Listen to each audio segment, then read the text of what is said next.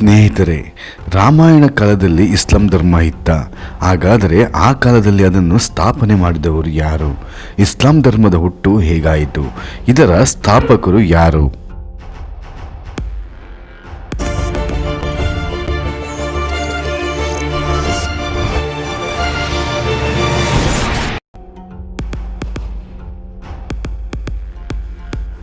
ವಿಭೀಷಣ ಲಂಕಾಧಿಪತಿಯಾದ ಮೇಲೆ ಶೂರ್ಪನಖಿ ಏನಾದಳು? ಅವಳು ಎಲ್ಲಿ ಹೋದಳು? ಏನು ಮಾಡಿದಳು?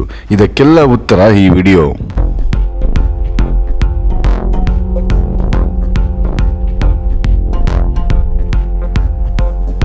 ಸ್ನೇಹಿತರೆ, ರಾಮಾಯಣ ಕಾಲದಲ್ಲಿ ಇಸ್ಲಾಂ ಧರ್ಮ ಇತ್ತ. ರಾಮಾಯಣದ ಶೂರ್ಪನಖಿಯ ಬಗ್ಗೆ ನಿಮಗೆಲ್ಲ ತಿಳಿದೇ ಇದೆ. ಆದರೂ ಕೂಡ ನಾನು ಈ ವಿಡಿಯೋದಲ್ಲಿ ನಿಮಗೆ ಯಾರಿಗೂ ತಿಳಿಯದ ಅತ್ಯಂತ ರೋಚಕವಾದ ವಿಚಾರಗಳನ್ನು ತಿಳಿಸಿಕೊಡುತ್ತೇನೆ.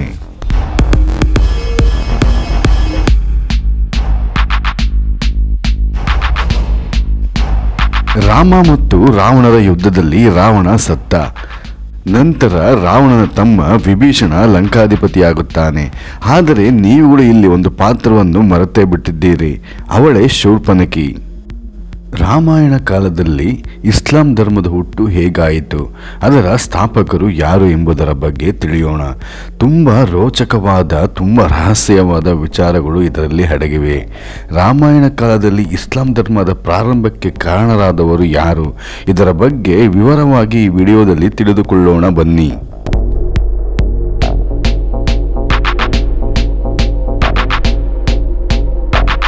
ಶೂರ್ಪನಖಿ ರಾಕ್ಷಸಿ ಮಾತ್ರವಲ್ಲ, ಲಂಕಾಧೀಶ ರಾವಣನ ಸಹೋದರಿ. ವಾಲ್ಮೀಕಿ ರಾಮಾಯಣದಲ್ಲಿ ಪ್ರಸ್ತುತಪಡಿಸಲಾದ ಪ್ರಮುಖ ಪಾತ್ರಗಳಲ್ಲಿ ಶೂರ್ಪನಖಿಯ ಪಾತ್ರವೂ ಒಂದು. ಶೂರ್ಪನಖಿ ರಾಕ್ಷಸಿಯಾಗಿದ್ದರೂ ಸುಂದರಿಯಾಗಿದ್ದಳು. ಶೂರ್ಪನಖಿಯ ಬಗ್ಗೆ ನಮಗೆ ತಿಳಿದುಕೊಳ್ಳಲು ಸಾಕಷ್ಟು ವಿಚಾರಗಳಿವೆ.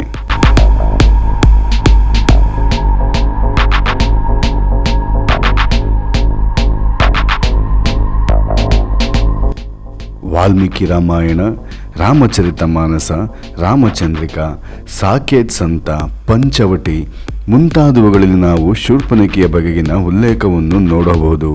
ಲಕ್ಷ್ಮಣ ಶೂರ್ಪನಖಿಯ ಮೂಗನ್ನು ಕತ್ತರಿಸಿದ್ದು ಎಲ್ಲರಿಗೂ ಗೊತ್ತೇ ಇದೆ.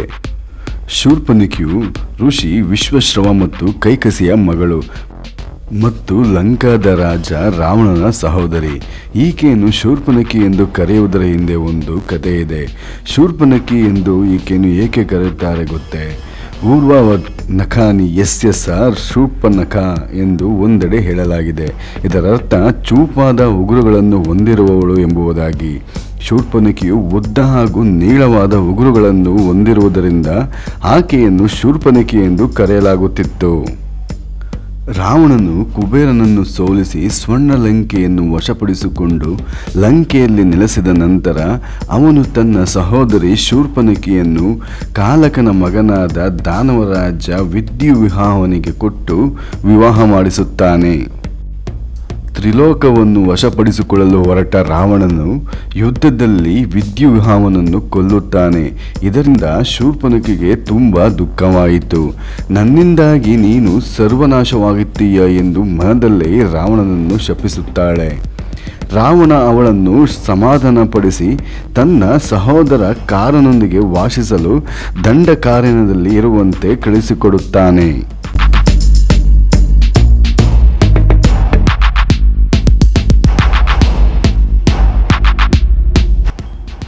ಇನ್ನೊಂದು ದಂತಕಥೆಯ ಪ್ರಕಾರ ಒಮ್ಮೆ ರಾವಣ ಶೂರ್ಪನಖಿಯ ಮನೆಗೆ ಹೋಗಿದ್ದನು. ಆಗ ಶೂರ್ಪನಖಿಯ ಪತಿ ವಿದ್ಯುತ್ ವಿಹಾವ ಶ್ರೀಹರಿಯ ಆರಾಧಕನಾಗಿದ್ದರಿಂದ ಅವನು ಶ್ರೀಹರಿಯನ್ನು ಪೂಜಿಸುತ್ತಿರುವುದನ್ನು ರಾವಣನು ನೋಡುತ್ತಾನೆ. ಇದರಿಂದ ಕೋಪಗೊಂಡು ರಾವಣನು ವಿದ್ಯುತ್ ವಿಹಾವನನ್ನು ಸ್ಥಳದಲ್ಲೇ ಹತ್ಯೆಗೈಯುತ್ತಾನೆ. ಇದರಿಂದ ಕುಪಿತಗೊಂಡ ಶೂರ್ಪನಖಿ ರಾವಣನನ್ನು ಯುದ್ಧದಲ್ಲಿ ಸೋಲಿಸುವ ವೀರರಿಗಾಗಿ ಕಾಯುತ್ತಾ ಇರುತ್ತಾಳೆ. ಆಗ ಅವಳಿಗೆ ರಾಮ ಲಕ್ಷ್ಮಣರ ವಿಚಾರ ಗೊತ್ತಾಗುತ್ತದೆ. ದಂತಕಥೆಯ ಪ್ರಕಾರ ಶ್ರೀರಾಮನು ದಂಡಕಾರಣ್ಯದಲ್ಲಿ ತನ್ನ ವನವಾಸದ ದಿನಗಳನ್ನು ಕಳೆಯುತ್ತಿದ್ದಾಗ ಶೂರ್ಪನಖಿಯು ರಾಮನನ್ನು ಕಂಡು ವ್ಯಾಮೋಹಕ್ಕೊಳಗಾಗುತ್ತಾಳೆ.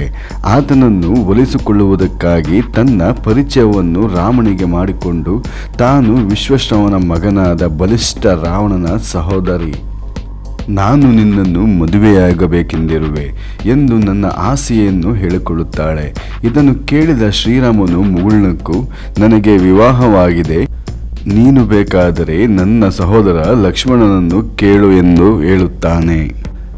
ಆಗ ಶೂರ್ಪನಖಿ ಲಕ್ಷ್ಮಣನಿಗೆ ಮದುವೆ ಪ್ರಸ್ತಾಪವನ್ನು ಮಾಡಿದಾಗ ಲಕ್ಷ್ಮಣ ಅದನ್ನು ತಿರಸ್ಕರಿಸಿ ಅವಳನ್ನು ಪುನಃ ರಾಮನ ಬಳಿಗೆ ಕಳುಹಿಸುತ್ತಾನೆ. ಇದನ್ನೆಲ್ಲ ನೋಡಿ ಸಿಟ್ಟಿಗೆದ್ದ ಆಕೆ, ಈಗ ನಾನು ನಿನ್ನ ಪ್ರೀತಿಯ ಮಡದಿ ಸೀತೆಯನ್ನು ಕೊಂದರೆ ನೀನು ನನ್ನನ್ನು ವಿವಾಹವಾಗಬಹುದೆಂದು ಹೇಳಿ ಅವಳು ಸೀತೆಯ ಕಡೆಗೆ ಧಾವಿಸುತ್ತಾಳೆ. ಆಗ ರಾಮನ ಆಜ್ಞೆಯಂತೆ ಲಕ್ಷ್ಮಣ ಅವಳ ಮೂಗು ಮತ್ತು ಕಿವಿಯನ್ನು ಕತ್ತರಿಸಿದನು.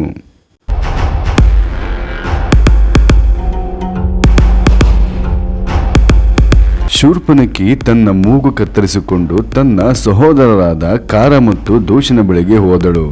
ಇಬ್ಬರು ತಮ್ಮ ಸೈನ್ಯದೊಂದಿಗೆ ರಾಮನ ಮೇಲೆ ದಾಳಿ ಮಾಡಿದರು. ರಾಮನು ಕಾರನ ಸೈನ್ಯದೊಂದಿಗೆ ಕಾರ ಮತ್ತು ದೂಷನನ್ನು ಕೊಂದು ಹಾಕಿದನು. ಮುನಿ ಮತ್ತು ಗಂಧರ್ವರು ಕೂಡ ಈ ಯುದ್ಧವನ್ನು ನೋಡಲು ಸೇರಿದ್ದರು. ಯಾವಾಗ ರಾಮ ಲಕ್ಷ್ಮಣ ಕಾರ ಮತ್ತು ದೂಷನನ್ನು ಹತ್ಯೆ ಮಾಡುತ್ತಾರೋ ಆಗ ಅವರ ಶೌರ್ಯ ಪರಾಕ್ರಮದ ಮೇಲೆ ಶೂರ್ಪನಖಿಗೆ ನಂಬಿಕೆ ಬರುತ್ತದೆ.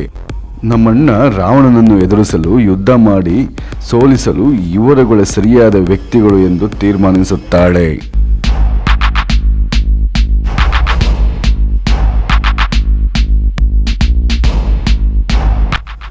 ಪಂಚವಟಿಯಲ್ಲಿ ಲಕ್ಷ್ಮಣನಿಂದ ಅವಮಾನಿತಳಾದ ಶೂರ್ಪನಖಿಯು ತನ್ನ ಅಣ್ಣ ರಾವಣನಿಗೆ ತನ್ನ ದುಃಖವನ್ನು ಹೇಳುತ್ತಾ, ರಾಮನ ಪತ್ನಿ ಸೀತೆ ಬಹಳ ಸುಂದರಿ ಮತ್ತು ಅವಳು ನಿನ್ನ ಹೆಂಡತಿಯಾಗಲು ಅರ್ಹಳಾಗಿದ್ದಾಳೆ ಎಂದು ರಾವಣನ ಮನಸ್ಸಿನಲ್ಲಿ ಸೀತೆಯ ಬಗ್ಗೆ ಆಸೆಯನ್ನು ಹುಟ್ಟು ಹಾಕುತ್ತಾಳೆ.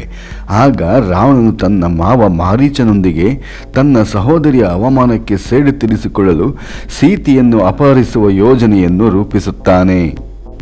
ಅದರಂತೆ ರಾವಣ ಸೀತೆಯನ್ನು ಅಪಹರಿಸುತ್ತಾನೆ. ರಾಮ ಮತ್ತು ರಾವಣರ ಯುದ್ಧದಲ್ಲಿ ರಾವಣ ಮಡಿಯುತ್ತಾನೆ.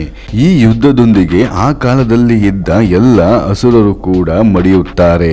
ಆದರೆ ಒಬ್ಬರೇ ಒಬ್ಬರು ಉಳಿಯುತ್ತಾರೆ, ಅವಳೇ ಶೂರ್ಪನಖಿ.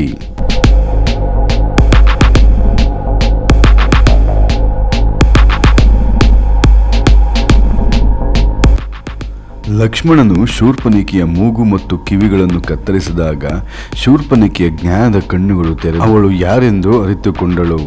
ರಾವಣನು ಸತ್ತ ನಂತರ ಶೂರ್ಪನಖಿ ರಾಕ್ಷಸ ಗುರು ಶುಕ್ರಾಚಾರ್ಯರ ಬಳಿ ಹೋಗಿ ಕಾಡಿನಲ್ಲಿ ಅವರ ಆಶ್ರಮದಲ್ಲಿ ವಾಸಿಸಲು ಪ್ರಾರಂಭಿಸುತ್ತಾಳೆ.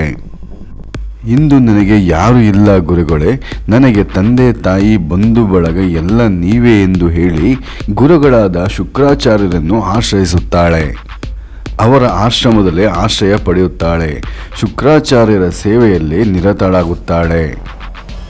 ಹೀಗೆ ಹಲವು ವರ್ಷಗಳು ಕಳೆಯುತ್ತವೆ. ಶುಕ್ರಾಚಾರ್ಯರು ಶೂರ್ಪನಖಿಯ ಗುರು ಸೇವೆಗೆ ಮೆಚ್ಚಿ ಮತ್ತು ಈ ರಾಕ್ಷಸರ ಕುಲ ಇಲ್ಲಿಗೆ ಕೊನೆಯಾಗಬಾರದು ಎಂದು, ಈ ಪ್ರಪಂಚ ಇರುವವರು ಕೂಡ ಅದು ಇರಬೇಕು, ಅದರ ಸ್ಥಾಪಕಿ ನೀನೇ ಆಗಬೇಕು ಎಂದು ಹೇಳಿ ಶುಕ್ರಾಚಾರ್ಯರು ಆ ಮಹಾಶಿವನ ಸಾಕ್ಷಾತ್ಕಾರಕ್ಕೆ ಶೂರ್ಪನಖಿಗೆ ಕೆಲವು ಮಹೋನ್ನತವಾದ ಮಂತ್ರೋಪದೇಶಗಳನ್ನು ಮಾಡುತ್ತಾರೆ. ನಾನು ನಿನಗೆ ಹೇಳಿರುವ ಮಂತ್ರಗಳಿಂದ ಧ್ಯಾನವನ್ನು ಮಾಡಿ ತಪಸ್ಸನ್ನು ಕೈಗೊಂಡು ಮಹಾಶಿವನನ್ನು ಒಲಿಸಿಕೋ. ಮಹಾಶಿವನ ಸಾಕ್ಷಾತ್ಕಾರವಾದ ಮೇಲೆ ಅವನ ಆತ್ಮಲಿಂಗವನ್ನೇ ಕೇಳು. ನಿಮ್ಮ ಅಣ್ಣ ಮಾಡಿದ ಸಾಧನೆಯನ್ನು ನೀನು ಕೂಡ ಮಾಡು. ಆದರೆ ನಿಮ್ಮ ಅಣ್ಣ ರಾವಣ ಆತ್ಮಲಿಂಗವನ್ನು ಉಳಿಸಿಕೊಳ್ಳಲು ಸಾಧ್ಯವಾಗಲಿಲ್ಲ. ನೀನು ಆ ತಪ್ಪನ್ನು ಮಾಡಬೇಡ. ನೀನು ಈ ರಾಮ ಜನಿಸಿದ ರಾಮ ಜನ್ಮಭೂಮಿಯಿಂದ ಬಹುದೂರ ಹೋಗು. ರಾಮ ಆಗಲಿ ರಾಮನಿಗೆ ಸಂಬಂಧಿಸಿದ ಜನಗಳೇ ಆಗಲಿ ಯಾರೂ ಕೂಡ ಅಲ್ಲಿಗೆ ಬರುವಂತಿರಬಾರದು. ಅಷ್ಟು ದೂರ ಹೋಗು. ಇಲ್ಲಿಂದ ಬೇರೆ ಭೂಭಾಗಕ್ಕೆ ಹೋಗು. ಅಲ್ಲಿ ಹೋಗಿ ಘೋರವಾದ ತಪಸ್ಸನ್ನು ಕೈಗೊಂಡು ಮಹಾಶಿವನನ್ನು ಸಾಕ್ಷಾತ್ಕರಿಸಿಕೋ ಎಂದು ಹೇಳುತ್ತಾರೆ. ಶುಕ್ರಾಚಾರ್ಯರ ಉಪದೇಶದಂತೆ ಶೂರ್ಪನಖಿ ರಾಮನ ಈ ನೆಲದಿಂದ ಬಹುದೂರ ಸಾಗುತ್ತಾಳೆ. ದೂರ ದೂರ ಸಾಗುತ್ತಾ ಒಂದು ದೊಡ್ಡದಾದ ಮರುಭೂಮಿ ಸಿಗುತ್ತದೆ. ಅಲ್ಲಿ ಯಾವುದೇ ಒಂದು ನೆರಪಿಳ್ಳೆ, ಒಬ್ಬ ಮನುಷ್ಯ, ಯಾವುದೇ ಜೀವ ಕೂಡ ಇರುವುದಿಲ್ಲ. ಯಾವುದೇ ಗಿಡಮರ, ನೀರು ಕೂಡ ಇರುವುದಿಲ್ಲ. ಶೂರ್ಪನಖಿ ಆ ಮರಳುಗಾಡಿನಲ್ಲಿ ಮುಂದೆ ಸಾಗಲು ಸಾಧ್ಯವಾಗುವುದಿಲ್ಲ. ಇನ್ನು ಮುಂದೆ ನನಗೆ ಸಾಗಲು ಸಾಧ್ಯವಾಗುವುದಿಲ್ಲ. ನಾನು ಆ ರಾಮನ ನೆಲದಿಂದ ಬಹುದೂರ ಬಂದಿದ್ದೇನೆ. ನಾನಿಲ್ಲೇ ತಪಸ್ಸನ್ನು ಕೈಗೊಳ್ಳಲು ಉತ್ತಮ ಎಂದು ಆ ಬಿಸಿಲುಗಾಡು ಆ ಮರಳುಗಾಡಿನಲ್ಲೇ ಘೋರವಾದ ತಪಸ್ಸನ್ನು ಕೈಗೊಳ್ಳುತ್ತಾಳೆ.